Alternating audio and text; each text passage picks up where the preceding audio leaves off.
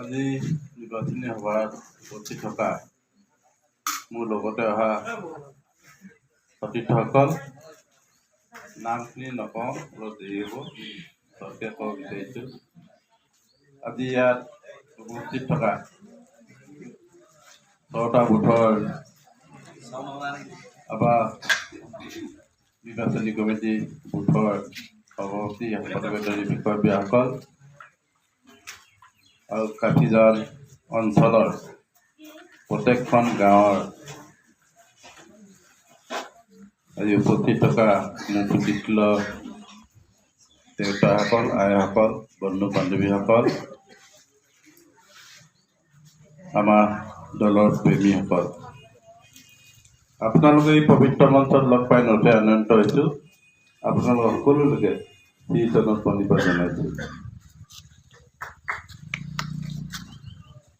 মোকতো আপোনাৰ সকলোৱে চিনি পাইছে, মোৰ কিন্তু বহুত চিনাকি ব্যক্তি আছে, সকলোকে নাম ল'ব বিচৰা নাই। আপোনাক সকলোকে মই ধন্যবাদ জনাইছোঁ। আজি মানুহে কিছুমানে প্ৰশ্নও কৰে যে লক্ষেশ্বৰ মই নিৰ্দলীয় হিচাপে কিয় খেলিম, হয় না? নিৰ্দলীয় হিচাপে খেলিনো কি কৰিব? গতিকে সেইখিনিকে মই ক'ব বিচাৰিছোঁ। এটাইত থাকি নিৰ্দলীয় প্ৰাৰ্থীজনে শক্তিশালী, কাৰণ আজি ভাৰতবৰ্ষখন চলাইছে নৰেন্দ্ৰ মোদী ডাঙৰীয়াই। কিন্তু নৰেন্দ্ৰ মোদী ডাঙৰীয়াই প্ৰাইম মিনিষ্টাৰ হ'লেও বেলেগ প্ৰতিনিধিয়ে